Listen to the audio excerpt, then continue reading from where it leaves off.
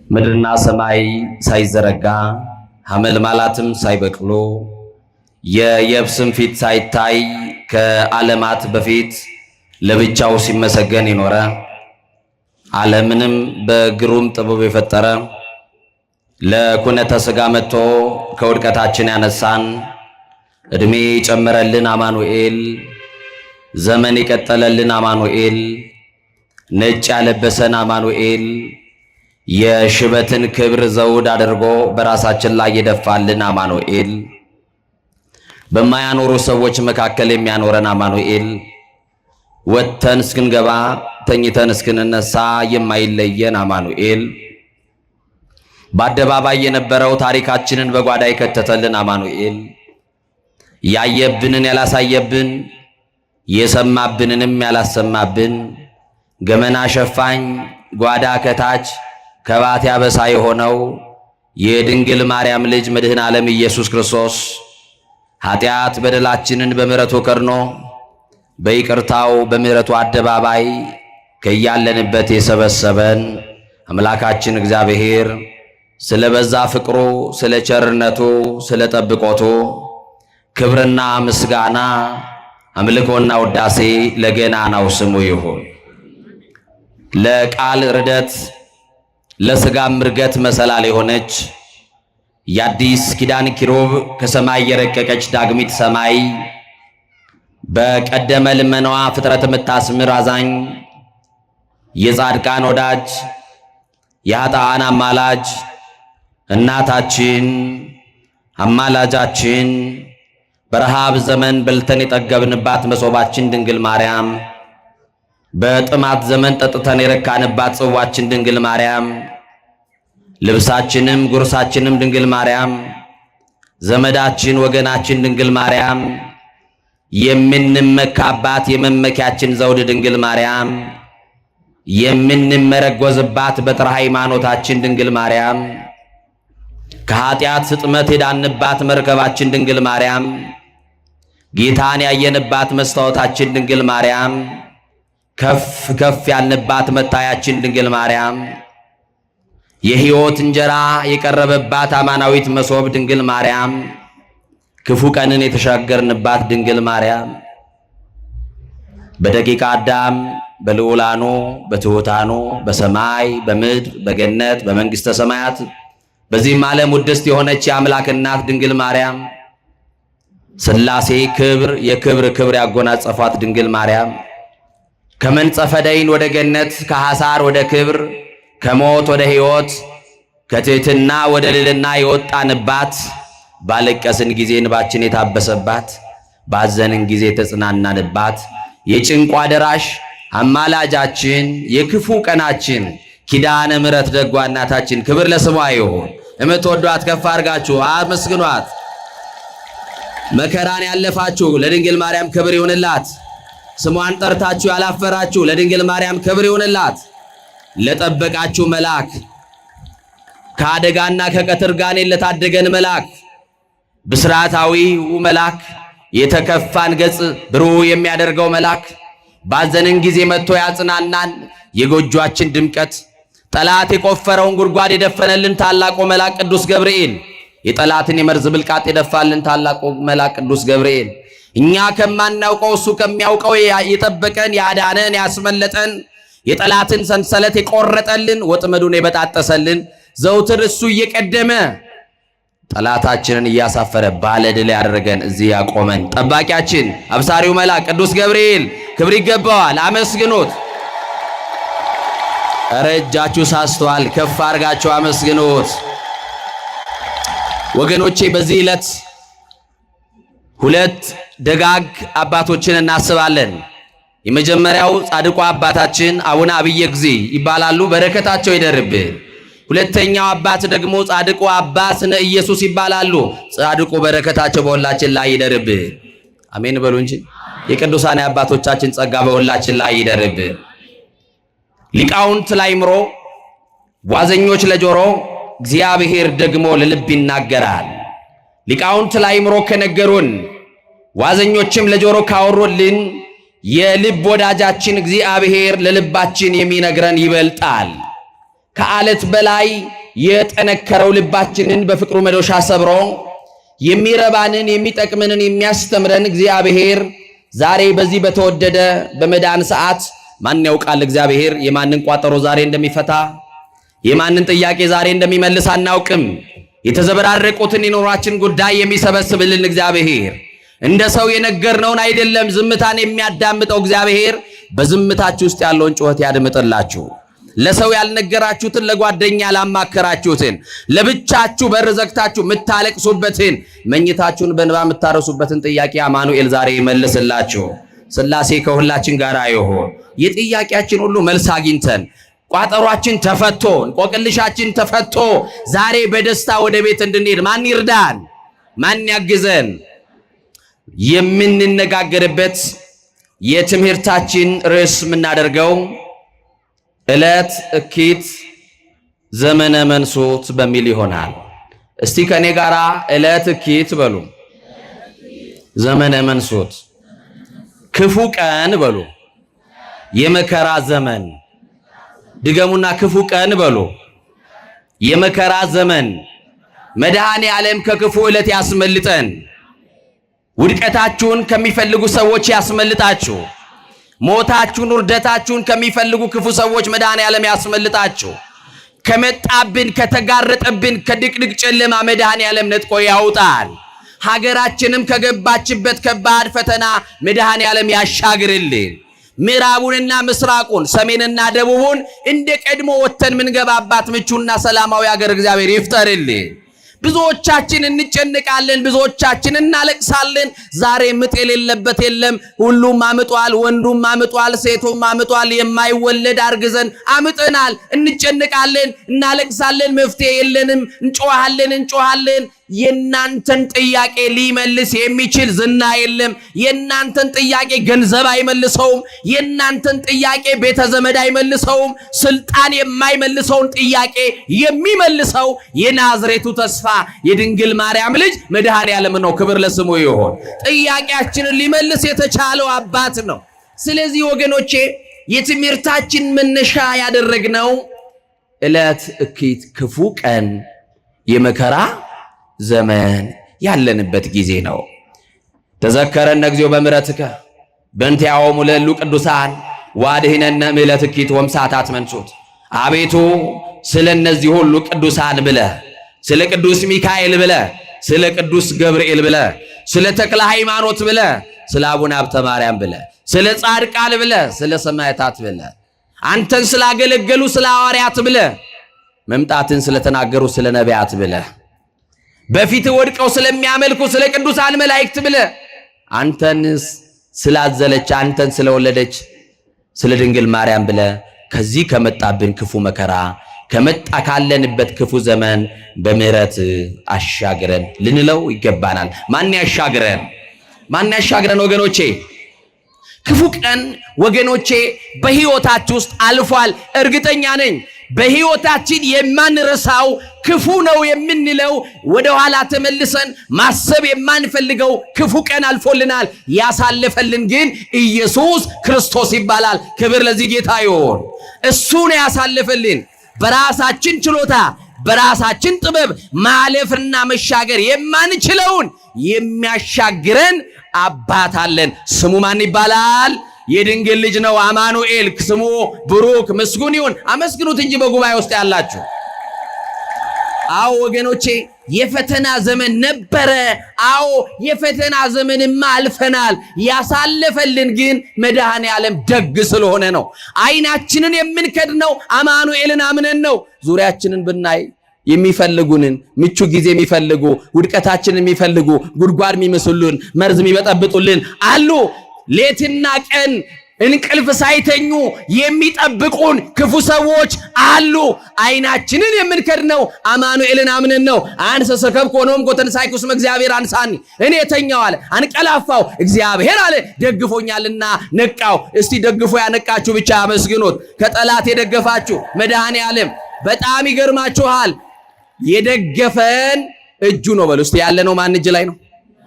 ማመን አለባችሁ። ማን እጅ ላይ ነው ያላችሁ? አስተማማኝ በሆነው በማን እጅ ላይ ነው ያለነው?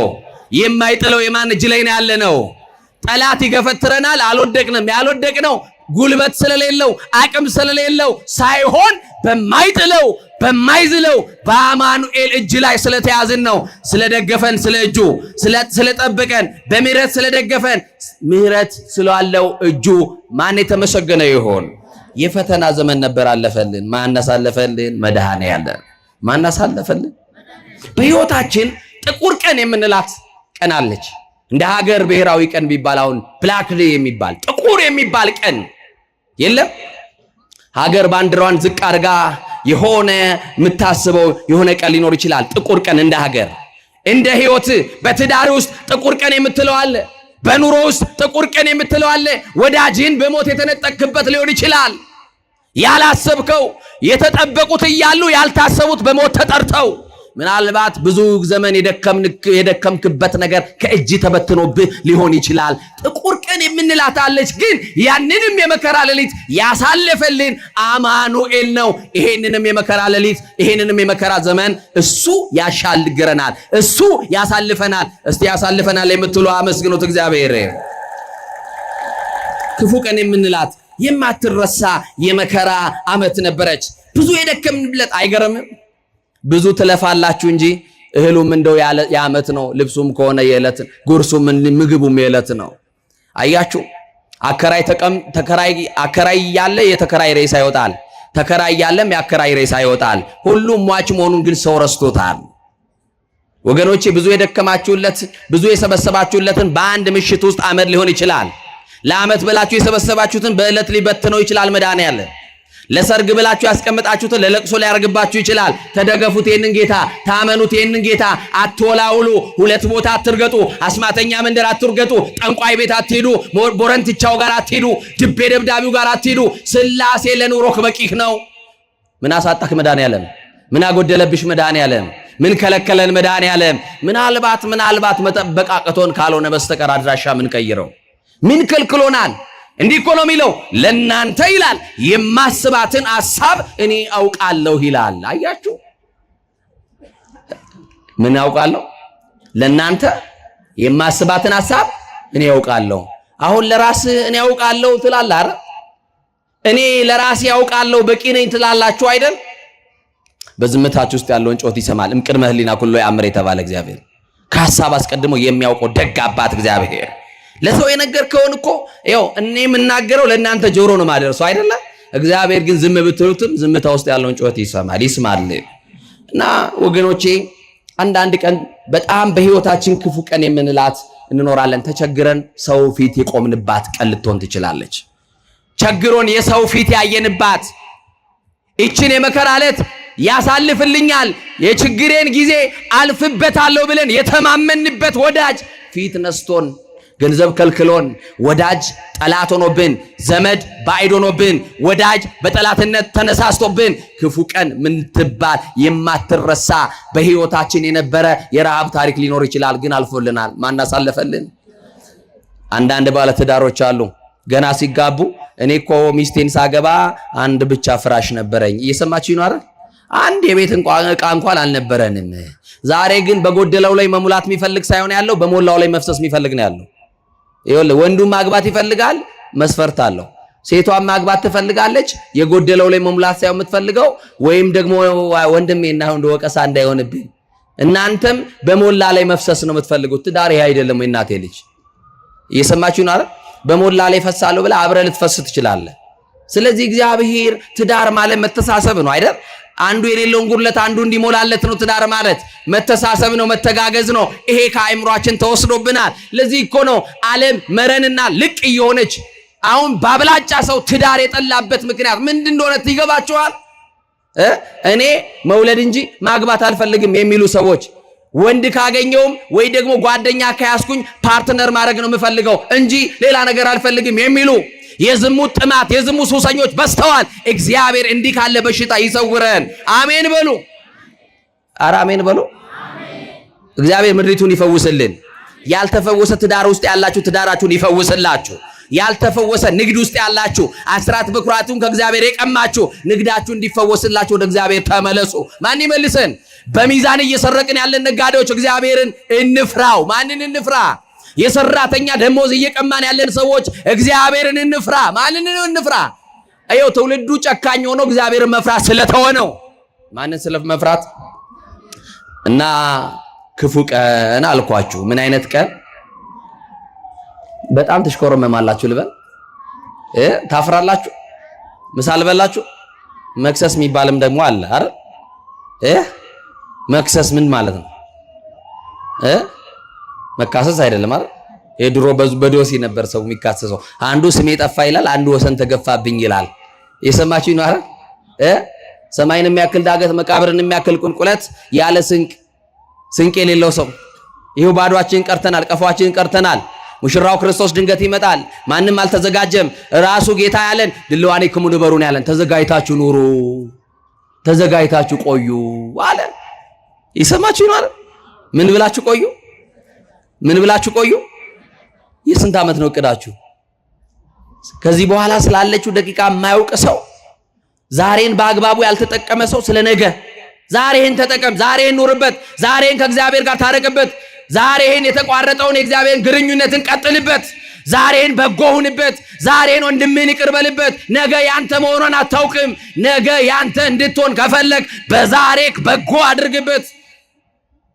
ዛሬም ይኸውና ከነቂም ከነበቀላችን መተናል። ዛሬ ወንድማችን ይቅር ማለት አንፈልግም። ይኸው መቃብር ላይ እንዳይቆም በሞት እንዳይቀብረኝ ብለን በዚህ ልክ ተለያይተናል። ወገኖቼ እርስ በርሳችንማ ተለያይተናል። ማን እንዲያርገን? ቋንቋችንማ ተደበላልቆብናል። ማን ይረስልን? ይኸው ባል የሚናገረው ለሚስቱ አይጥማት፣ ቋንቋቸው ተደበላልቆ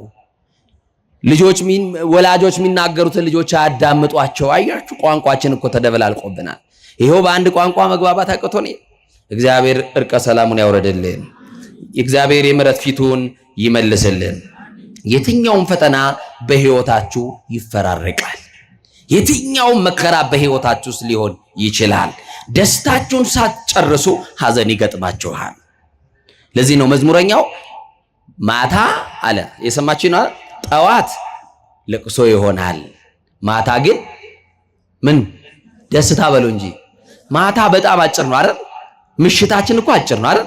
በመኝታ ሳናውቀው ነው የሚያልፈው።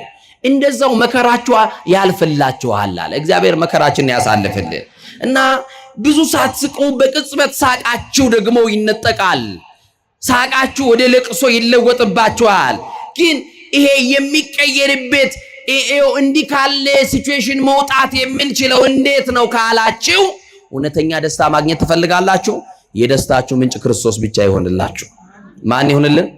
ዛሬስ ክፉ ቀን የምንለው በእኛ ጊዜ በእኛ ዘመን ምንድን ነው? አባቶቻችን ዘውትር በቅዳሴ ወይም ደግሞ በጸሎት ማሳረጊያው ላይ አንድ የሚሉት ጸሎት አለ። እግዚኦ አድነነ እምለትኪት፣ አቤቱ ከክፉ ጊዜ ከክፉ ሰዓት አድነን። እየሰማችሁ ነው? ከምን ሰዓት? ከክፉ ሰዓት፣ ከክፉ ቀን፣ ከክፉ ጊዜ አድነን ብለው አባቶቻችን ይጸልያሉ። ምንድነው ክፉ ቀን? ቀን እንዴት ክፉ ይሆናል ከተባልን በቀን ውስጥ ያለን እኔና እናንተ ከፍተናል። በራሳችን ፍልስፍና በራሳችን መንገድ የምንጓዝ አያችሁ፣ ከክርስቶስ ወንጌል ይልቅ ዘር የበለጠብን ሰፊ ሀገር ይዘን መንደር የወረድን ጎሰኞች፣ ዘረኞች፣ ጎጠኞች፣ መንደርተኞች የሆነው እኛ ነን። ማን ይማረን ወገኖቼ? ምስራቅና ምዕራብ ሰሜንና ደቡብ ተብለን ተከፋፍለን ልናልቅ ነው። ማን ይድረስልን? አረ ማን ይድረስልን? አንዱን ደጋ አንዱን ቆላ ስንቆጣጠር ይሄውና በመልክዓ ምድር ተለያይተን እንዲሁ ልናልቅ ነው ሳንግባባ። ማን ይድረስልን ወገኖቼ? አቤት እንደ ቀድሞአችን ያዋደን። በየጊዜው የምንሰማው የጥፋት በየጊዜው የምንሰማው በሕይወታችን የሚደርሰው በአባቶቻችን ዘመን ከሰማነው በላይ በእኛ ዘመን እየተደረገ ያለው ነገር እጅግ ጆሮን የሚሰቀጥጥ ነው። ለዚህ ነው ክፉ ቀን የመከራ ዘመን ያልኳችሁ። እቺን ክፉ ቀን እንኳን እንዴት ልታልፉ ከእግዚአብሔር ጋር ወሰናችሁ? አሁን ጾም ላይ ነው ያለ ነው። እስቲ ስንቷችሁ እየጾማችሁ ናቸው? አሁን የጾም ሰዓት ነው። ራሳችንን የምናዋርድበት ጊዜ ነው። ተድላ ደስታ የምናደርግበት ጊዜ አይደለም፣ የምናለቅስበት ጊዜ ነው። መርከቧን ላይ ነፋስ ተነስቷል። በመርከቧ ያሉ ሰዎች ተጨንቀዋል። ተነስቶ የሚጸልይ ዮናስ ግን የለም። ራሳችንን በእግዚአብሔር ፊት ካልጣልን በስተቀር ራሳችንን በእግዚአብሔር ፊት ካላዋረድን በስተቀር ክፉን ዕለት ማለፍ አንችልም። የመከራው ዘመን ሊያልፍልን አይችልም ወገኖቼ። እናቶቼ ለቅሶ ትችሉበት ምን ነው ማልቀስ አቃታችሁ? እናቶቼ ልመና ትችሉበት አልነበር? በቤተ መቅደስ ገብታችሁ እመቤቴን መለመን ትችሉበት አልነበር? መድኃኔ ዓለምን መለመን ትችሉበት አልነበር? አባቶቼ አማኑኤልን መለመን ትችሉበት አልነበር? ጸሎት ትችሉ አልነበር? ማን የወሰደባችሁ? አፋችን ሌላ ተግባራችን ሌላ። ቅድስና የለንም፣ ቀድሳለን አንልተቀደስንም። ይሄው የሚዘምረውም የዝማሬው ህይወት የለውም። እኛም የምንለውን ህይወት እየኖርን አይደለም። በጣም ማስመሰሉ በዛ። ተለያየን፣ ሆድና ጀርባ ሆንን፣ ተቃቃርን፣ አስመሳዮች ሆንን፣ መንደር ውስጥ ገባን። ኧረ ማን ነጥቆ ያውጣን ወገኖቼ? ኧረ ማን ይድረስልን ወገኖቼ? ስለዚህ ክፉ ቀን ያልኳችሁ ይህንን ነው። የመከራ ዘመን ይሄ ነው። ስለዚህ ተድላ ደስታ የምታረጉበት አይደለም፣ ማቅ ምንለብስበት፣ መሬት ላይ ወድቀን አቤቱ ክርስቶስ ማረን የምንልበት፣ ምሕረት የምንለምንበት ዘመን ነው። በዚህ ጊዜ አይኖቻችንን ወደ ሰማይ ብቻ እናንሳ። ከዚህ ክፉ ቀንና የፈተና ዘመን ማን ይድናል ካላችሁ ብፁዕ ዘይሌቡ ላይ ለነዳዩ ምስኪን እንደዚህ ያለ መዝሙረኛው ዳዊት ምዕራፍ 40 ቁጥር 1 ላይ ለችግረኛና ለምስኪን የሚያስብ ምስጉን ነው ካለ በኋላ እግዚአብሔር በክፉ ቀን ከፈተና ያድነዋል አለ። በመቼ ቀን ንገሩኝ እንጂ በምን ቀን? በምን ቀን? አዎ እንጀራህን ለድሃ ትቆርሳለህ የእናቴ ልጅ። አሁን በር ዘግተን እየበላን አይደለ? ቀጠልንና በር ከፍተን መባላት ጀመርን። አያችሁ ክፉ ቀን ነው። ድሮ በጎረቤት እንጀራ ልጅ ያድግ ነበር። ድሮ የገሌ ቤት ቢባል አልነበረም። እንዲህ ነበር ያደግነው። አሁን ግን ሁሉ ጨካኝ ሆነ። ከሰውነት ተራ ወጥቶ አውሬ ሆነ። ሰብእሰን ዘክብሮቱ እያይመረው ከሆነ ከመንስሳ ዛልቦ ልቦ ተመሰሉ ማለት ሰው ክቡር ሆኖ ተፈጥሮ ልብ እንደሌላቸው እንስሳን መሰለ አለ። እንደ ሰው መኖር አቅቶን እንደ አውሬ መባላት ስንጀምር፣ እንደ አውሬ መናከስ ስንጀምር ማን አሳያችሁ ኢትዮጵያውያን ጭካኔን? ማን ያስተማረን? ማን ነው አዚም ያደረገብን? ማን ነው ተንኮለኛ ያደርገን? እኛ እኮ እያስተማርናችሁ ደጎች አልሆናችሁም። ይሄው አልገባችሁም ንስሐ፣ ይሄው አልተለወጥንም፣ ይሄው አትሮንሷ ተዘርግቷል፣ እንሰበካለን፣ የተለያዩ መምህራን ሊቃውንቱ ይደክማሉ፣ እኛ አልተለወጥንም። ምንድነው ችግሩ? ማን ጋር ነው ችግሩ የሚለውን እንጠይቅ እስቲ ዛሬ እንነጋገር። ግዴላችሁ ለምንድነው ያልተለወጥነው? እያስተማርን ደግ አልሆንም። ሳይማር ግን ሰው ክፉ ሆነ። ክፋት ትምህርት ቤት የለውም ወገኖቼ። ክፋት ትምህርት ቤት አለው? ንገሩኝ እንጂ። ይሄው አሁን ክፉ መሆን የፈለገ ሰው አሁን መሆን ይችላል። አያችሁ? ተምረን ግን ጻድቅ መሆን አልቻልንም። ተምረን መለወጥ አቃተን። ተምረን ስጋ ወደሙ መቀበል አቃተን። ተምረን ወንድማችን ይቅር ማለት አቃተን። ተምረን ክርስቲያን መሆን አቃተን። አረ ክርስቲያን ሳንሆን እንዳንሞት፣ መድኃኔዓለምን ሳናውቀው እንዳንሞት እሱ ያግዘን በቸርነቱ። ለድሃና ለችግረኛ ለምስኪን የሚያስብ ምስጉን ነው። እግዚአብሔር በክፉ ቀን በፈተና ያድነዋል። በሕይወታችን የሚመጡ ጥቁር ቀናትን እግዚአብሔር ያሳልፍልን። የሉቃስ ወንጌል ምዕራፍ 7 ቁጥር 11 ላይ የክብር ባለቤት መድኃኔዓለም ኢየሱስ ክርስቶስ ወደ አንዲት ከተማ እንደገባ ቅዱሱ መጽሐፍ ይነግረናል። ወደ ከተማዋ የገባው ለምንድነው ክርስቶስ ካላችሁ የሞት ጥላ ሊገፍላት ገባ ይላል። በኢትዮጵያም ላይ የሞትን ጥላ መድኃኔዓለም ይክፈፍላት። አሜን በሉ። ስደቱ እንዲበቃን፣ መፈናቀሉ እንዲበቃን፣ ሞቱ እንዲበቃ፣ እርቀ ሰላም እንዲወርድ መድኃኔዓለም ወደ ከተማችን ይግባልን። አሜን በሉ። ክርስቶስ ወደ ናይን ከተማ ገባ ይላል። ወደ ትዳራችሁ ይግባላችሁ። የሚበጠበጠው ትዳራችሁ ሰላም እንዲሆንላችሁ አማኑኤል ይግባ በቤታችሁ። ወደ ናይን ከተማ ለምንድነው የገባው የሚለው ጥያቄ በከተማዋ የታወጀውን የሞት አዋጅ ሊገለብጥላት ክርስቶስ ገባ። የጥፋት ሰራዊቶች በውጭም በውስጥም ያሉ ተልኳቸው ሌላ የሆነ ይችን የመለኮት ጥበቃ ያልተለያትን ሰማያዊት ቅድስት የሆነች ሀገር አያችሁ ለማፍረስ የሚሯሯጡ ከተማዋ ላይ የሞት አዋጅ ያወጁ ብዙ ሰዎች ይኖራሉ። ክርስቶስ ወደ ኢትዮጵያ የሚገባው የታወጀብንን የሞት አዋጅ ሊሰርዝልን ነው። ይግባና ይሰርዝልን። አሜን በሉ። እግዚአብሔር በኢትዮጵያ ላይ ያለውን ጥፋት ሁሉ ያንሳልን። ናይን ከተማ ክርስቶስ ሲገባ የታወጀውን የሞት አዋጅ ሊገለብጥ ክርስቶስ መጣ። ወደሚለቀስባት ከተማ ክርስቶስ ገባ። መርዶ ወደሚሰማባት፣ ሙሾ ወደሚወርድባት ከተማ። ሰርግ አልነበረም ክርስቶስ ሲመጣ። በደስታህማ መች ሰው ታጣለህ? ሲኖርህማ የሚያጫፍርን የታጣለህ? የሚያባላይንማ አታጣም። ኪስህ ሙሉ ሲሆን በቁልምጫ ቃል የሚጠራህ ሳይነጋ በርን እያንኳኳ የሚፈልግህ አይጠፋም። ክርስቶስ መቼ ይመጣል ካልከኝ፣ በክፉ ቀን ይመጣል ሊረዳህ፣ በመከራ ዘመን ይመጣል ሊታደገን፣ እንባችንን ሊያብስ ከመከራ ሊያድነን መድኃኔ ዓለም ይመጣል። አያችሁ፣ ከውድቀታችን ሊያነሳን የሚመጣው ደግሞ ትንሣኤያችን ነው። ምናችን ሊያረጋጋን ይመጣል ክርስቶስ። ይምጣልን ወገኖቼ። በቸገረን ጊዜ የምንጣራው ዘመድ እኮ ክርስቶስ ነው። ሌላ የለንም። አለን? ሌላ ተስፋ አለን ወይ? በጨነቀን ጊዜ የምናለቅስበት እኮ ጭምር ጓደኛችን እኮ ነው። አማኑኤል የቅርባችን እኮ እሱ ነው። እምርሴ ለርሴ አንተ ትቀርበዋል፣ ከኔ በላይ ለኔ አንተ ነው የምትቀርበው በሉት። አሁን ለአፍንጫህ ቅርቡ ምንድነው ብትል አፌ ትላለህ። ለዓይን ምንድነው ብልቅ እንድቤ ልትለኝ ትችላለህ። አየህ፣ እግዚአብሔር ግን ከዛ በላይ ቅርብ ነው። ለዚህ ነው በኤርምያስ እኔ አለ የቅርብ አምላክ እንጂ የሩቅ አምላክ አይደለሁም አለ። የምን አምላክ ነኝ አለ? እግዚአብሔር አጠገባችሁ ነው፣ አልተለያችሁም። እግዚአብሔር ተለይቶን አያውቅም። እግዚአብሔርማ ቢለየን እስትንፋሳችን ይቋረጣል እኮ ወገኖቼ።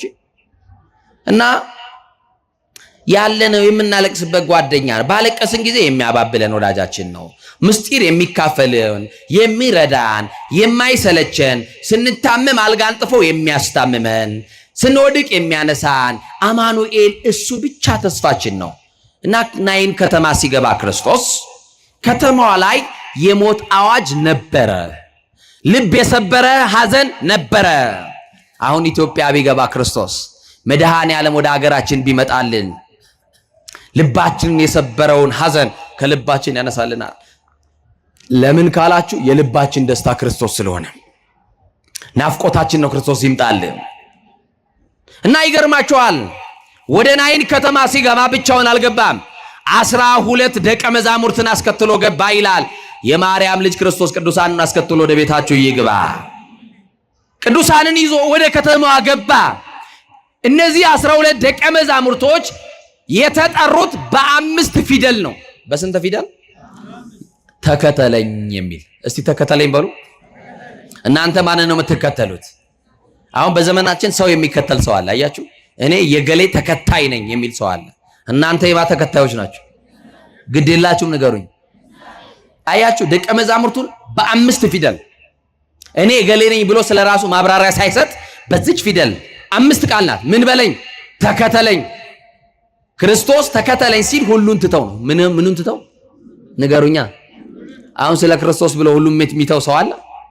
ንገሩኛ። እንደው ባይሆን ጌታዬ የጣልኳት ዕቁብ ትለቅልኝ እስከዛ ጠብቀኝ ልንለው እንችላለን አይደለ? የቆጠብኩት ኮንዶሚኒየም ይውጣልኝ ልንለው እንችላለን። በጣም ከባድ ነው። የጀመርኳት ቤት እንደው አልጨረስኳትም እንደው እሷን አስመርቄ ልንል እንችላለን። እና ግድ የለም ክርስቶስ 12ቱን ደቀ መዛሙርት ምን በሉኝ አለ? ተከተሉኝ፣ ተከተሉኝ። በዚህ ቃል ነው የጠራቸው። እና ደቀ መዛሙርቱ ከፊት አይሄዱም። ለምን? የሕይወታቸው ፊት አውራሪ ክርስቶስ ከፊት ይቀድማል። እሱ ከመንገዳችን ሁሉ ይቅደምልን። እሱ ሲቀድም ሞት የለም። እሱ ሲቀድም ጭንገፋ የለም። እሱ ሲቀድም ጠላት ኃይሉ ልምሾ ይሆናል። አያችሁ፣ ክርስቶስ የሚለውን ስም ሰምቶ ጠላት ከመንገድ ሁሉ ዞር ይላል። ያንተን ስም ሰምቶ ሞት ይደንግጣል እኮ ቅዳሴ ጊዜ ላይ። ያንተን ስም ሰምቶ ሞት ይደንግጥ፣ ቀላያት ይሰንጠቅ፣ አለማመን ይረቅ፣ ቁጣ ይቸገራል፣ ወንጀለኛ ይቸገር።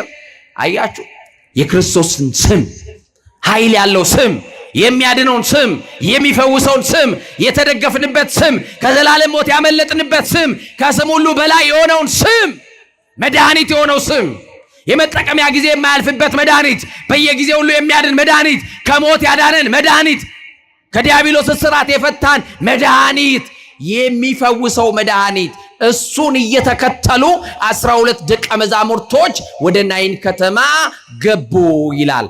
ደቀ መዛሙርቱ የሕይወት ሰልፍ ውስጥ ነው ያሉት፣ የሚከተሉት ክርስቶስን ስለሆነ። በከተማዋ ላይ ሐዘን አለ ብያቸዋለሁ። በከተማዋ ላይ ክፉ ቀን የመከራ ዘመን ብለን እንዳነሳ ነው ክፉ ቀን የገጠማት አንዲት ሴት ነበረች። አንድ ልጅ የነበራት። ስንት የነበራት? አንድ የነበራት፣ ከወለደችው ከልጇ በስተቀር ሌላ ልጅ የሌላት፣ ምንም የዓይኔ ማረፊያ የልቤ ተስፋ የምትለው አንድ ልጅ ነበራት።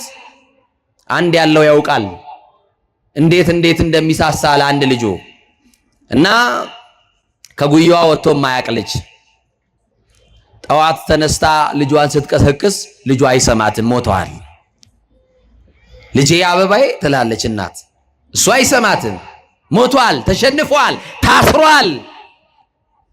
ልጇ እኩያዋ ስለሆነ፣ ልጇ ጓደኛዋ ስለሆነ፣ ልጇ የባሏን ሐዘን የረሳችበት ስለሆነ፣ ልጇ ብዙ ነገሯ ስለሆነ እንደው እየቀለደኝ ነው ብላ ልጇን ትጠራለች፣ ትቀሰቅሰዋለች፣ ትደባብሰዋለች። የለም ልጇ አይሰማትም። ሄዳ ሰውነቱን ስትነካ ሰውነቱ ቀዝቅዟል። መቼ ሰው ከሞተ በኋላ ስም አለው? በማዕረጉ ሲጠራ ነበረ ዶክተር ገሌ የተባለ ባላምበራስ ገሌ የተባለው ከሞተ በኋላ ሬሳ መባሉ አይገርምም? ከሞትን በኋላ ምን ስም አለን? ከሞትን በኋላ ለአንድ ደቂቃ እንኳን አንሆንም። ቶሎ ብላችሁ ሽቶ አምጡ እየተባለ ሽቶ ነው የሚፈለገው። የሚከረፋ የሚሸት ስጋ ይዘን መንቀባረራችን፣ መሬት መርገጥ መፍንትን መጸየፋችን። አያችሁ፣ መልክ ቢያምር ለአፈር ስጋ ቢወፍር ለመቃብር ነው። እና ወዳጆቼ በጣም የሚደንቀው ያቺ ሴት ልጇ ሞቷል፣ ግን ማመን አልፈለገችም። ልጄ ሞቷል ብላ እንዴት ትመንናት? ትንሽ ደቂቃ ጠበቀችው፣ ተጣራች፣ መልሳ የለም። አለቀሰች፣ ጮኸች፣ ጎረቤት ሰማት። ተሰብስበው መጡና የልጁን ትንፋሽ ብቻ እየሄዱ ያዳምጣሉ። ያመነችውን ያወቀችውን እውነት መልሰው ለእናት እንዲህ ብሎ ነገሯት፣ ልጅሽ ሞቷል አሏት። ምንሽ ሞቷል? እግዚአብሔር እንዲህ ካለ ነገር ይሰውራችሁ ወገኖች። በልጅ አትጎዱ፣ በልጅ አትሰበሩ፣ በልጅ አታልቅሱ፣ በልጅ አትዘኑ። የልጅ ምርቃት አይደርስም ብላችሁ ነው አሜን ያላላችሁት? እና ይቺ ሴት በዕብራውያን በእስራኤላውያን ልማድ አንድ ሰው ከሞተ ዕለቱን ነው የሚቀበረው። የሰማችሁ ነው። አስከሬን ማደር አይቻልም፣ ማሳደር አይቻልም። እናንተ ቤተ ዘመድ ይምጣ እንዳትናገሩ ይባልና አንድ ሐኪም ይጠራና ሬሳ ማድረቂያ ይወጋና ይደበቃል። የሰማችሁ ነው። እድርተኛ ከሰማ አውጥተን እንቅበር ይላል። ለዛ አስከሬን እኛ ጋር ይደበቃል። ለምን? ሩቅ ያለ ውጪ ሀገር ያለ ቤተሰብ መጥተው ይቅበሩት ተብሎ እንደዛ ይደረጋል። በእስራኤላውያን ግን የለም እንደዛ አይነት ነገር። ዕለቱን የሞተ ሰው ዕለቱን ይቀበራል። ይሄንን ያላደረገ ሰው ሕግ ሽሯል፣ ይቀጣል፣ ከማህበረሰቡ ይገለላል። ይቺ ሴት አይታ ያልጠገበችው ልጇን ዕለቱን አታው ዕለቱን ሊቀብሩባት ነው። ለዚህች ሴት እንዴት ያለ ሐዘን እንደገጠማት ልብ አድርጎ። ክፉ ቀን ገጠማት፣ የመከራ ቀን፣ ጥቁር ቀን፣ የማይረሳ ቀን። ተሰበረ ልቧ፣ መንታ መንታ ታነባለች። ቀይ ፊቷ በአንድ ጊዜ አመድ መሰለ፣ ከሰል መሰለ፣ እንደ ሐምሌ ደመና ጠቆረ። መንታ መንታውን ማንባት ጀመረች። በማን ለቅሶ ሰው ተነስቶ ያውቃል? የኛ እንባ ማንን አንስቶ ያውቃል? ለምንወዳቸው ሰዎች እኮ ብዙ አልቀሰንላቸዋል፣ ግን አልተመለሱም። የለቅሶ ብዛት አይደለም፣ እኛን የሚያነሳን ትንሣኤያችን ክርስቶስ ሲመጣ ብቻ ነው። ማን ብቻ? መጥራት ፈራችሁ? አይዟችሁ፣ ላበረታታችሁ። እስቲ ማ ሲመጣ አልኳችሁ? ከክርስቶስ ውጭ ሌላ ትንሣኤ አለን እንዴ? ዳግመኛ ለፍርድ የሚመጣው ማን ነው? ክርስቶስ ሲመጣ እኮ መቃብራችን ላይ ይኸው ሰማችሁ ይኖር። አሁን ከዚህ ጀርባ ምናልባት መቃብር ሊኖር ይችላል፣ ላይኖርም ይችላል፣ አላውቅም። ከቤተ ክርስቲያን ጀርባ ሄዳችሁ ይኸውም ወዳጆቻችን ሐውልት ድንጋይ የከበርባቸውን ሰዎች ምን ይጠብቃሉ እዛ ካላችሁ ትንሣኤያቸውን። ምናቸውን? ማን ይመጣል ሊያነሳቸው? ማን ይመጣል? ለወቱ ይትራው አናቀጸሞትም ግርማው። ከግርማው የተነሳ የሞት ደጆች የሚከፈቱለት የናዝሬቱ ተስፋ ክርስቶስ ይመጣል። አያችሁ፣ አራቱ ባህርያተ ሥጋ ፈርሶ በስብሶ የነበረውን ሁሉ የተለያየው እንኳንስ በክብር የተቀበረውን አውሬ የበላውን እንኳን ሊያነሳ ይመጣል ክርስቶስ። ይመጣል አይመጣም? እሱ እኮ ነው ተስፋችን ወገኖቼ። ከሞት በኋላ ያለው ህይወት፣ ከመቃብር በኋላ ያለው ብርሃን፣ እሱ ለክርስቲያን ተስፋ ነው። እና እቺ ሴት እድርተኞች መመሪያ አስተላለፉና ሩጡ፣ ሌሎቻችሁ ገንዙት፣ ሌሎቻችሁ ጉድጓድ ቆፍሩለት ብለው ላኩ። እዛ አስከሬን ስር ቁጭ ብላ ልጇ ሲጠፈር አየች። አስከሬን ስር ቁጭ ብላ በ1 ሜትር አቡጀዲ ሲጠቀልሉባት ልጇን አየች። አፈር ሊያለብሱት ሊቀብሩት በ4 ሰው ትከሻ ተሸክመው ሊጥሉት አየች። አለቀሰች። አይኑን ሲሸፍኑ እጁን ሲከድንዙት ዛሬ ለጥፋት የተዘረጋ እጅ ነገ መገነዙን እንዳረሱ ዛሬ በየመሸታው ቤት የረገጠ ዳንኪራ የረገጠ እግር ነገ መታሰሩን ለፍርድ መቆሙን እንዳትረሱ። ክርስቶስ ሲመጣ የትኛው ብሔር ነበርክ? ምን ቋንቋ ስታወራ ነበርክ? ኤጁኬሽናል ባክግራውንድን አይደለም የሚጠይቅ። ክርስቶስ ሲመጣ ምን ተገበርኪ? ምንድን የሰራሽው ነው የሚልሽ። ክርስቶስ ሲመጣ ምን ተገበርከ? አይቴ ነበርከ? የት ነበርክ ይላል። በጽድቁ ብለህ እንድትመልስ መቅደስ ነበርኩ እንድትል ወንጌል እየሰማው ቃልን ጠብቄ ንስሐ ገብቼ ስጋህን በልቼ ምን ጠጥቼ ብለን እንድንመልስ በቸርነቱ ሥላሴ ይርዳን። ምን ስራለን እኛማ? ቀንቀንማ ይኸውና እየተቀደስ አመሻሽ ላይ እየወደቅን ተቸገርን እንጂ እኛ ቤት የሚከፈተው መዝሙር ከ5 ሰዓት አያልፍም። 5 ሰዓት ላይ አስረሽምቹ ይቀጥላል። ክርስትናችን ራሱ አንድ ቀን እንኳን ግማሽ ቀን እንኳን የማይወል ክርስትና ያዝን። በየንግድ ቤታችን ትልልቅ ሙዳይ ምጽዋትና ስዕል አድኖ እናስቀምጣለን። የሰራተኛ ደሞዝ ግን እንቀማለን። ድሃን በድላለን፣ ፍርድና አጓድላለን። እንዲህ እያደረግን ጻድቅ እየተጫወትን የምንወጣ አስመሳይ ክርስቲያኖች በስተናል። ወደ ልባችን መድኃኔዓለም ይመልሰን። ምን ነው ዝም አላችሁ? ማን ይመልሰን? እግዚአብሔር ይመልሰን። እና በቃ መመሪያ አስተላለፉ። ጉድጓድ የቆፈሩትም ጉድጓድ ቆፍረናል አሉ። ልጁን ተሸከሙና ሲሄዱ እናት ምን ብላ እንደምታለቅስ አስቧት። አንድ ልጇን እንዴት አይነት አለቀ። አቤት እናቶች እኮ ይችላሉ። እኔ ዲያቆን ሆኜ ቀብር መሄድ በጣም እፈራለሁ። እየሰማችሁኝ ነው? መስቀል ይዘን እንሄድና እኔ ከሞተባቸው ሰዎች በላይ አልቅሼ የምገባው እኔ ነኝ። ያውም ቀድሼ ወጥቼ ማምላክ ምስክሬ። ምን ቤት ነው ሁሉ ይሉኛል። እየሰማችሁኝ ነው? የሞተባቸው ሌሎች እኔ መስቀል ይዤ እጄ እናቴ ልጄ ከተባለማ አለቀልኝ በቃ። አሁን የሰው መከራ ያሳዝናቸዋል። በማምላክ አሁን እኮ ጨካኞች ሆነናል። ድሮ እኮ ነገረ መስቀሉን አስበን ምናለቅስ ነበርና አረ ዝማሬ እየሰማችሁ ታለቅሱ ነበረ። ልባችሁ በትንሹ ይነካ ነበረ። አሁን ግን ልባችን ድንጋይ ሆኗል። የድንጋይ ልብን ያለ ነው። አሁን ድንግል ማርያም ስደቷን አስቦ ጭኗ እየተላላጠ እግሯ እየነፈረቀ የተሰደደች ብዬ በሰብክ አሁን እንባ ዘለላት ይወጣሃል። ይሄው ምናለቅሰው ለሽሮና ለበርበሬ የኪስ መጉደል ነው የሚያስለቅስ። ምናልባት የወደደ ሲጠላ ያፈቀረ ሲገዳ ልታለቅስ ትችላለህ። አምላክን ከማጣት በላይ ኪሳራ ምን አለ? መድኃኔዓለምን የመሰለ ጌታን ከማጣት ከማሳዘን በላይ በኃጢአት ከመጨመላለቅ በላይ የወድቀናል ወገኖቼ። ማን ይመልሰን? እና እናትማ የምታለቅሰው ልጅ አበባይ እኔ ልታሰርልህ ታሰርክ፣ ተገነስክ፣ ጎበዙ ሮጣ ያልጠገብከው ሁሉ ነገርህ በቃ ተከተመ፣ ቆሜ ያፈር ላለብስ ነው። ምን አይነት ቤቱ ስለገባ ነው? አንተ የሌለህበት ቤት። ባሌን አጥቼ የባሌን አዘን እኮ የተረሳሁት ባንተ ነበረ። አሁንስ አዘኔን በማን እረሳለሁ ትላለች። ቤቱ ጨለማ ነው ይወርሰኛል። አንድ ቀን ያለ አንተ ማለፍ አልችልም ልጄ እባክህ አለው በለኝ እያለች ታለቅሳለች። ሊቀበር ጥቂት ምዕራፍ እንደቀረው ሉቃስ 7:11 ስታነቡ በነገውም ይላል። እስቲ በማርያም በሉ፣ በነገውም በሉ፣ እስቲ በነገውም በሉ። ኢየሱስም ናይን ወደምትባል ከተማ ገባ።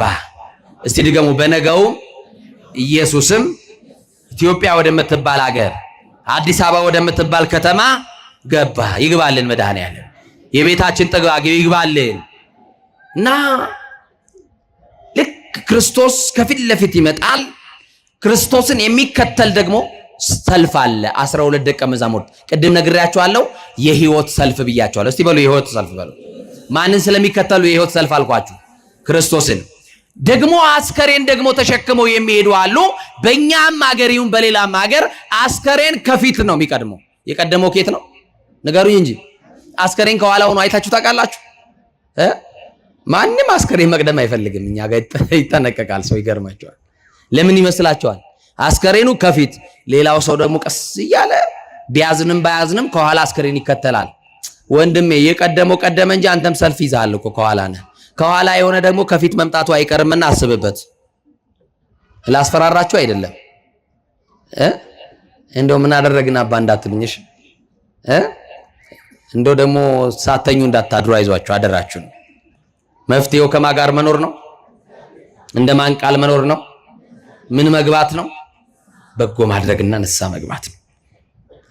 ሞትማ ለቅዱሳን አባቶቻችን ወደ እግዚአብሔር መንግስት መሄጃ ትራንስፖርታቸው ነበርኩ። ለዚህ አይደል ቅዱስ ጳውሎስ ቢሄድ አለኩ። ወዴት? ምን ብል እስቲ በሉ ቢሄድ በሉ። አንድ ሰሞንማ ፌስቡክ ላይ አጨናንቀውን ነበረ እህቶቻችን ወንድሞቻችን ፋሽን አድርገው ቢሄድ ይሻለኛል። የት ነው የምትሄደው? ምን ይዘህ ነው የምትሄደው? የት ነው የምትሄጂው እህቴ? ምን ይዘሽ? እርቃናችንን ቆመን እኮ እንጠየቃለን።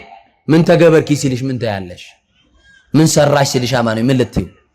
መቅደስ ሰውነቴን አፍርሼ የመጣው ልትዩ ነው? የሚጠብቅህ እኮ ጨለማ ነው፣ እሳት እኮ ነው። ቅዱስ ጳውሎስ ሩጫውን ጨርሶ ምን አለ? ቢሄድ ልሄድ ወደ ክርስቶስ ሀገር ልሄድ እናፍቃለሁ ካለ በኋላ ከሁሉ የተሻለ መኖሪያ በሰማይ አለ አለ። የመቃ መኖሪያችን የተዘጋጀው በሰማይ ነው። እየሰማችሁ ነው? አይን ያላያት ሀገር የተዘጋጀችልን ያችን መንግስት ለመውረስ እንደሚገባው እንደተጻፈው እንደ እግዚአብሔር ቃል እንኖር ነው። እና ሴትዮዋ እያለቀሰች ክርስቶስ ደግሞ ሰልፉን እየመራ መጣ። የሞት ሰልፍና የህይወት ሰልፍ እንበላቸው። እሺ የሞት ሰልፍ ማን ነው? አስከሬን የሚከተሉት። እየሰማችሁ ነው? አስከሬን የሚከተሉ ሰዎች የሞተው ከፊት ቀድሞ እነሱ የሞተውን አጅበው ከኋላ የሚመጡ። የህይወት ሰልፍ ማን ነው?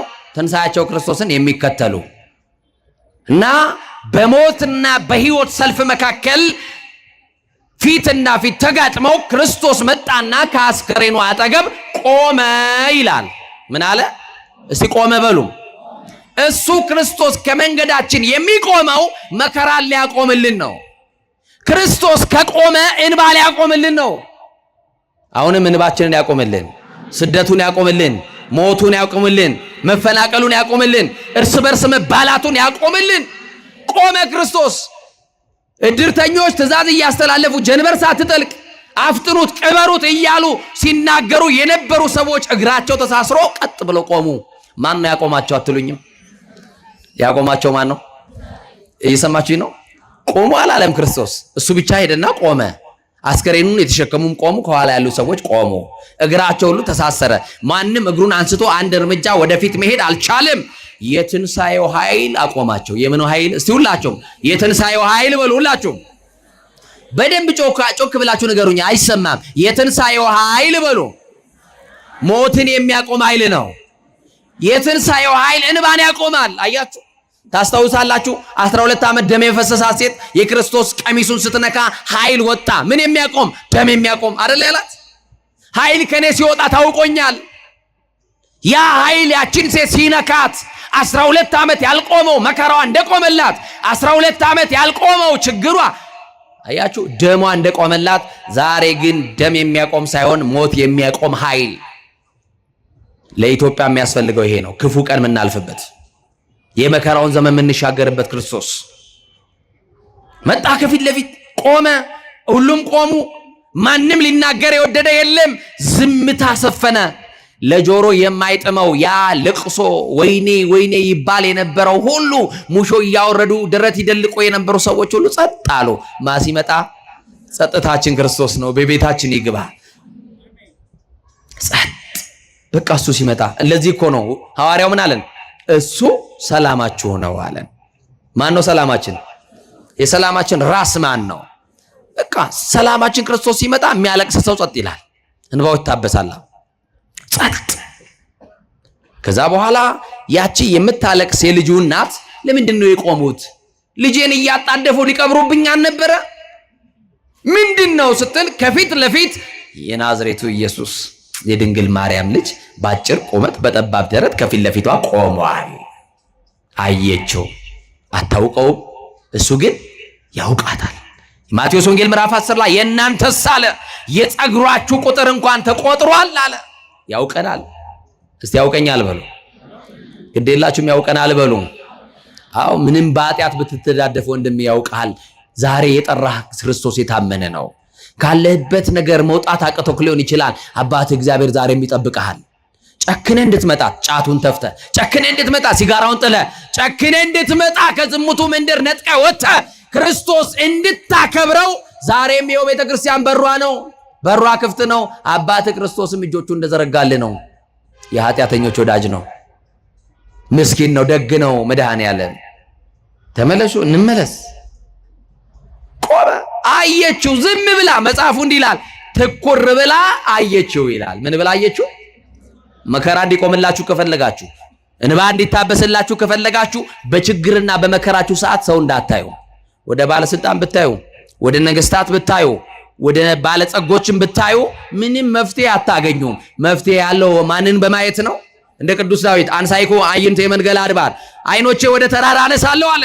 ወቃ ወደ ተራራ ወደ ንጉሱ ከተማ ወደ መድኃኔዓለም አዳራሽ ያንጋጠጠ ሰው መልስ አለው። ወደ ማን ያንጋጠጠ አልኳችሁ? ወደ ማን የተመለከተ አልኳችሁ? ወደ እግዚአብሔር፣ ወደ ሰማይ። እሷ አይኖቹን ታያለች። ለካስ በክርስቶስ አይኖች ውስጥ ልጇን አይታለች። አይገርም? አይኗን ካነሳች ልጇን ልታጣ ነው። አይኗን ያላነሳችው ደግሞ የሞተ የተባለው ልጇን በክርስቶስ ውስጥ አይተዋለች። ለምን ካላችሁን ሕይወቱ እሱ ነበረ። ሕይወቱ ማን ነው? ሕይወቱ ማን ነው? ሕይወቱ እሱ ነው። አያችሁ?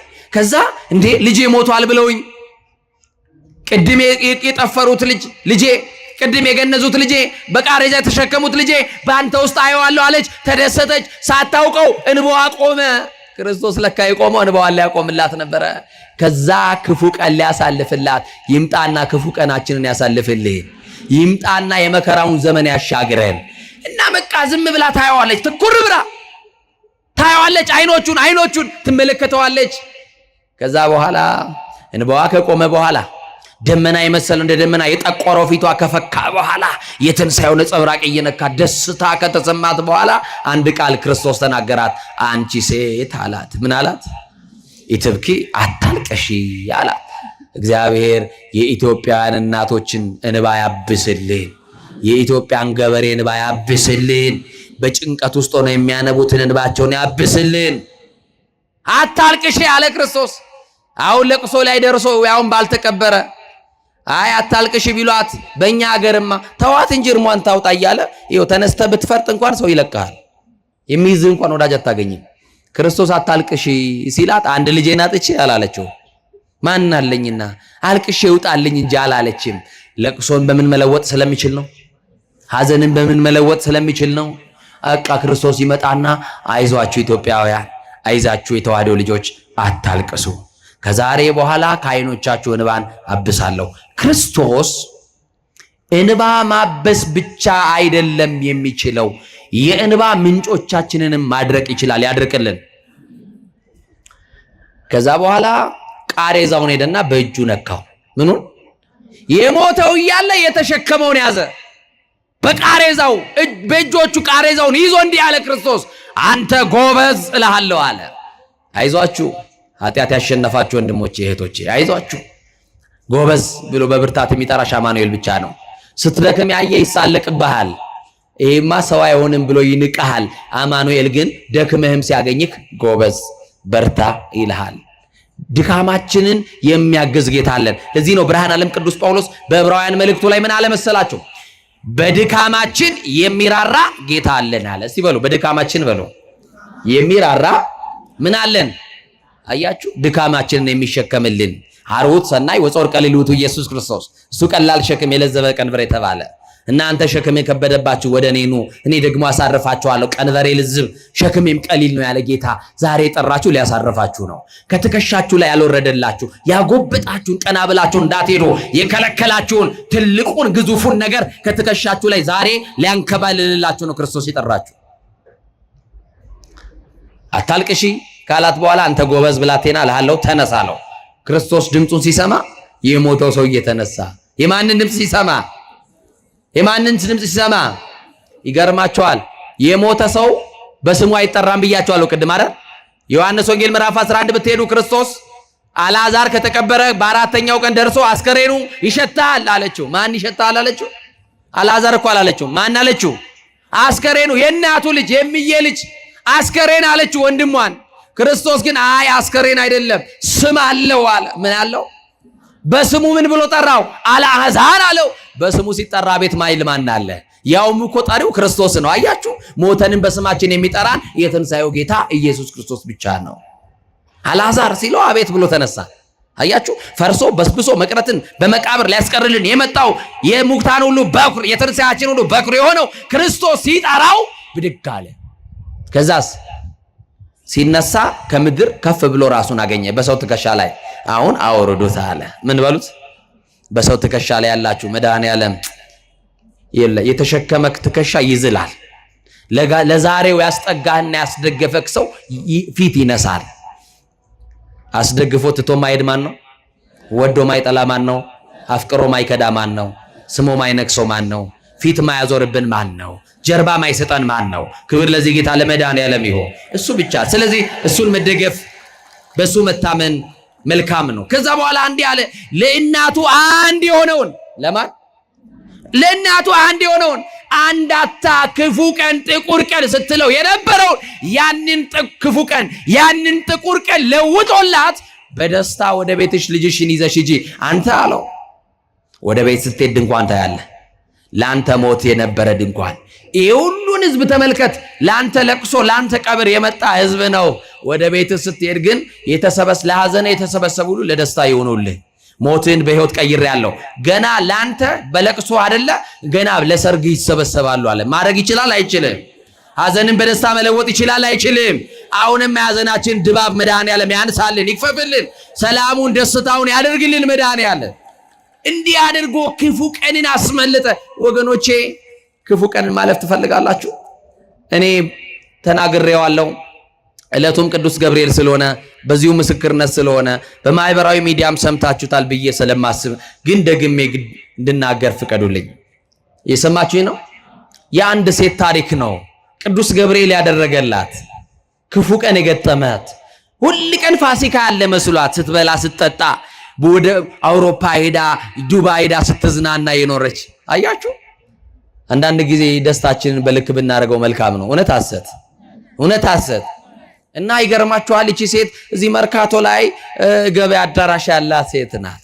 እግዚአብሔር በልጅ ባርኳታል። ቆንጆ ትዳር ሰጥቷታል። የሰማችሁኝ ነው። ለስሙ ግን ኦርቶዶክስና ክርስቲያን ናት።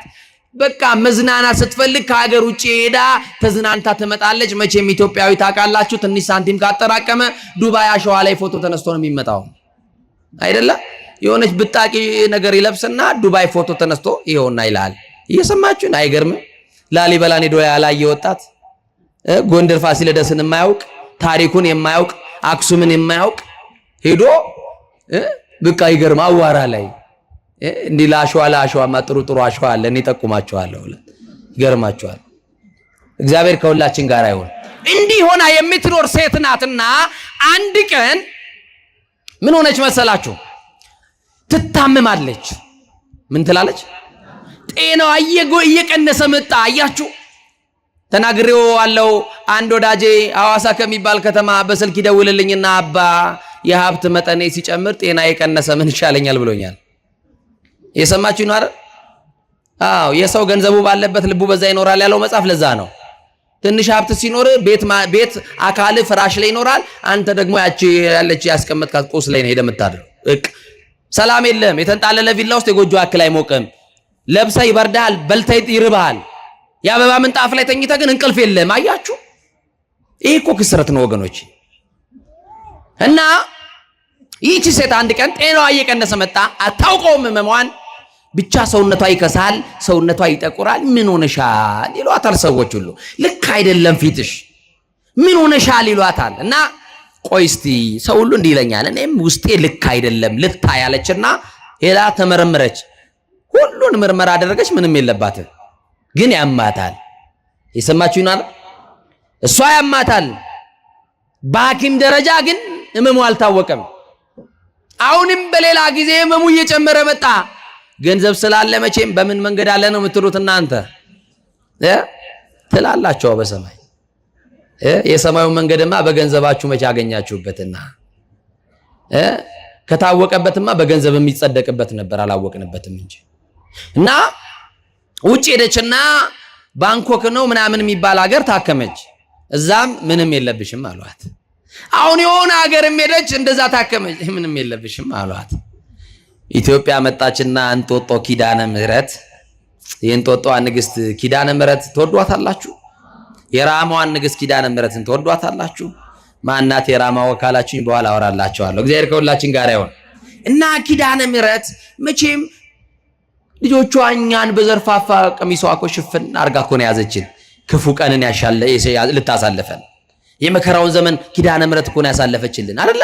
ዛሬም እየከለለችን ያለች እኮ አዛኝቷ ስላለች ነው ከኛ ጋር። እና እንጦጦ ሄደችና ምን ብላ ጸለየች መሰላችሁ? ኪዳነ ምህረት አለቻት፣ እኔ ማርኝ ብዬ አልለምንሽም፣ በሽታዬ ምን እንደሆነ ግን ግለጭልኝ፣ ለሚጠይቀኝ ሰው በዚህ በሽታ እኔ ታመምኩት እንኳን ልበል አለች። አያችሁ፣ ግማሹ መድኃኒት ፈልጎ፣ ሌላው ደግሞ በሽታውን ማወቅ ፈልጎ ሄዶ ይሄዳል ቤተክርስቲያን። ለመነቻት፣ ተማጸነቻትና ከእንጦጦ ስትመለስ አንድ የሆነ ክሊኒክ ነገር ታነብና ቆይ ማን ያውቃል እዚህ ገብቼ ብታይትልና ዶክተር ያመኛል ሙሉ ምርመራ ማድረግ ፈልጋለሁ ትልና ምርመራ ስታደርግ ዶክተሩ መንገር ይፈራና እያስተዛዘነ ብዙ መክሯት ብዙ ነገር ብሎ ያው ታውቃላችሁ ብሬኖሽ አድርጎ ነው አይምሯችሁን በጣም መጀመሪያ በደንብ ይጠብቅላችኋል አይደል? ከዛ በኋላ ምን አላት መሰላችሁ? ባለቤት አለሽ? አዎ። ልጆች ወልደሻል? አዎ። አሁን የምነግርሽ ነገር በቃ ራስሽን ትሪት ማድረግ ነው የሚጠበቅብሽ። በደምሽ ውስጥ ካንሰር የሚባል ነገር አለ አላት። ምን አለ አላት? በሰው እጅ ከመውደቅ ይጠብቃችሁ። ታማችሁ ባልጋ ከመውደቅ ይጠብቃችሁ። በጣም አዘነች፣ ራሷን ሳተች፣ ወደቀች። ጠበቃት ዶክተሩ ራሷን እስከምትነቃ ድረስ። የባለቤትሽን ስልክ ስጭኝ አላት። የባሏን ስልክ በአፏ ነገረችው። ደወለላትና እንዲህ ያለ ቦታ ሚስት ሕክምና ቦታ ትንሽ አሟታልና ድረስላት አለ። ከሚሰራበት መርካቶ እየሮጠ መጣና ሲያይ ሚስቱ ታለቅሳለች፣ ታነባለች። ምንድነው የተፈጠረው?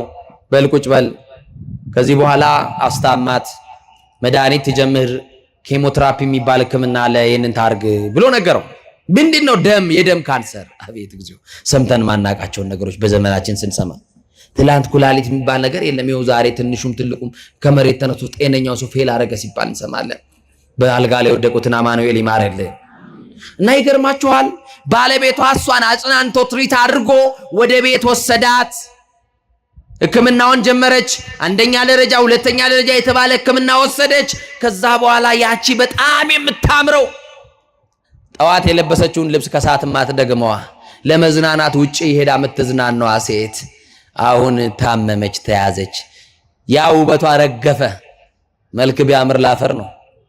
30 ጊዜ ሽቶ የምትታጠንለት ሰውነት፣ መስተዋት ፊት የምትቆምለት ፊት የሚረግፍ የሚጠወልቅ የሚበላሽ አደጋ የሚገጥመው በሆነ ቅጽበት የሚጠፋ በቃ ያ ሁሉ መልኳ በአንድ ጊዜ ተወለገ። ከሰል መሰለች፣ ታመመች። አቤት ያያት ሁሉ ከንፈሩን እየመጠጠ ኢትዮጵያን ፈርስት ኤድ ይባላል ማለት አይደል? እስቲ በሉ ትችሉበቴ። በስማ የኢትዮጵያው የመጀመሪያው እርዳታ አንድ ሰው ካዘነልህ እኔ የሚል በቃ እግዚአብሔር ይማረህ ማይልህ ይልሃል። በቃ አያችሁ፣ በቃ ከንፈሩን ይመጥባል። ምን ሆነሽ ነው ይሏታል። እሷም ምን ባየ ቀደማት ዝም ትላለች። አይ አሞኝ ነው ትላለች። ምን ነካሽ? አንቺን የመሰለ ቆንጆ ምን ነክቶሽ ይሏታል። ምን ይነካታል? የተያዛት ይዞ ዝም ትላለች። ክፉ ቀን ገጠማት። ምን አይነት ቀን? ክፉ ቀን፣ የመከራ ዘመን። አያችሁ፣ የደስታዋ ምዕራፍ ፈጥሮ ተከደነ። አሁን ደግሞ የመከራ ምዕራፍ ተገለጠ። አያችሁ፣ አሁን ፈተና ላይ ያላችሁ ወንድሞቼ አንዱን አልፈዋለሁ ስትሉ ሌላ ፈተና ውስጥ እየገባችሁ ግራ ገብቷችሁ በህይወታችሁ ተስፋ ቆርጣችሁ ያላችሁ ሰዎች አይዟችሁ፣ ጨክኑና አለፉ። እቺን የመከራ ፋይል ሲዘጋ ሌላ የሚከፈትልህ የደስታ ምዕራፍ ሊቀጥል ስለሆነ ጠላት ተስፋ እንዳያስቆርጥ በርታ። የሰማችሁ ነው አይደል? ያልፋል። ክፉ ቀን ያልፋል አያልፍም? የመከራ ዘመን ያልፋል አያልፍም? በቃ ያልፋል። ታሪክ ሆኖ ያልፋል። ኧረ መድኃኒዓለም ያልፍም አይመሰለኝም የኔ ነገር ዝም ብለዋል የምትሉ ሰዎች ዝም አላላችሁም።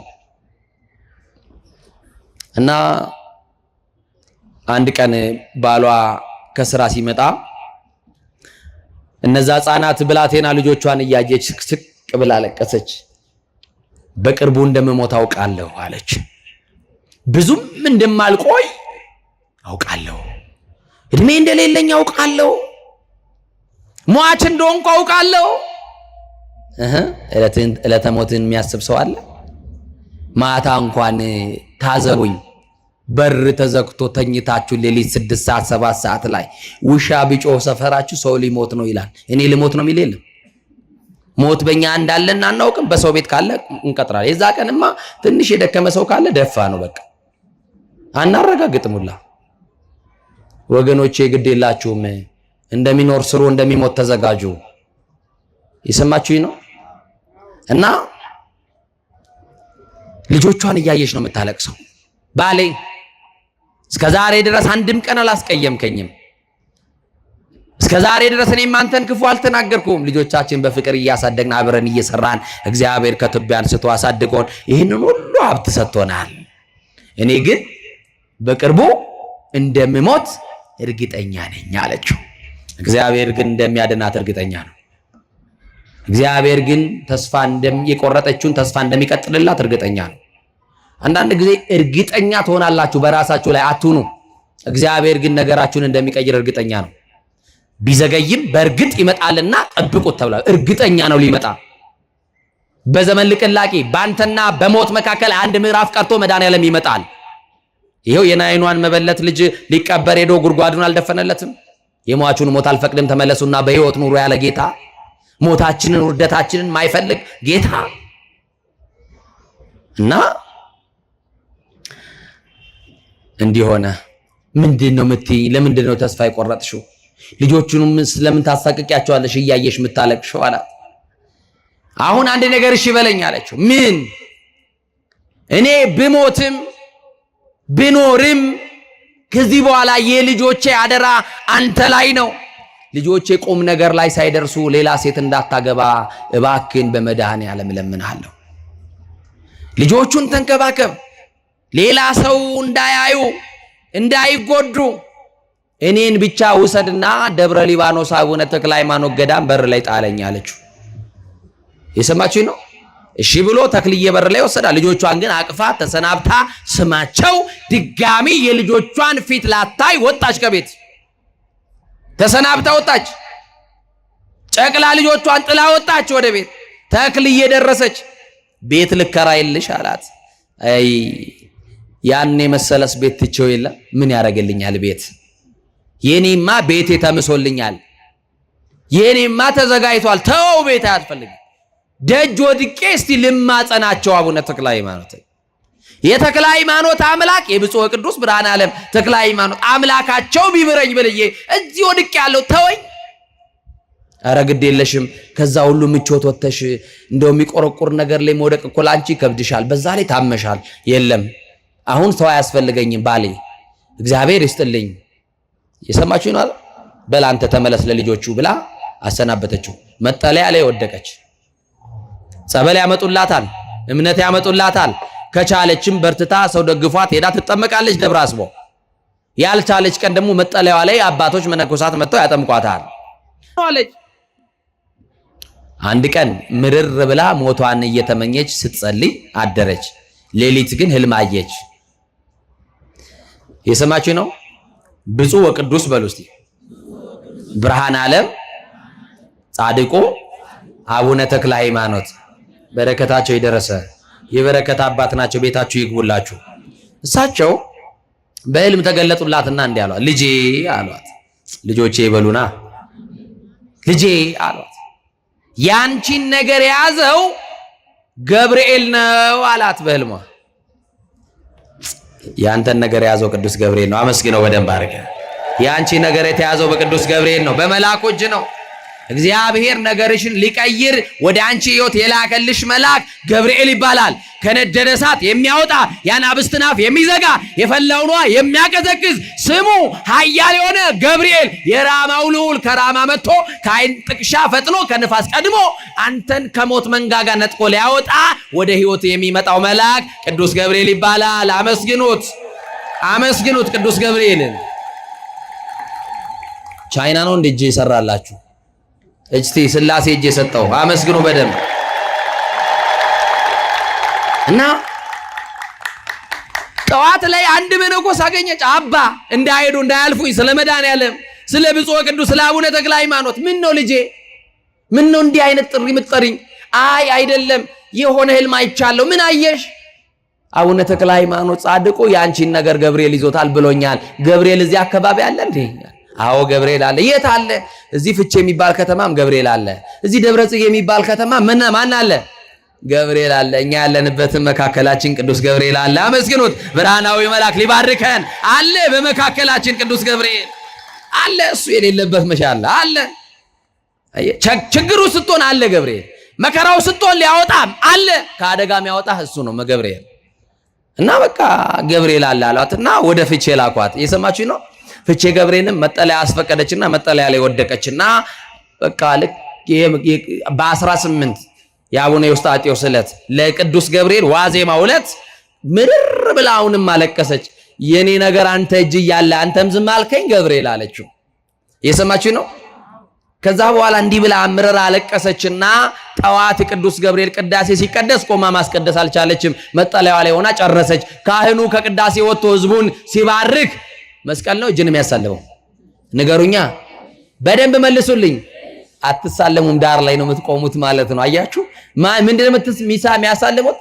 በኪዳን ሰዓት አይደለም። በምን ሰዓት? በቅዳሴ ሰዓት። ለምንድን ነው እጁ የሚያሳልመው?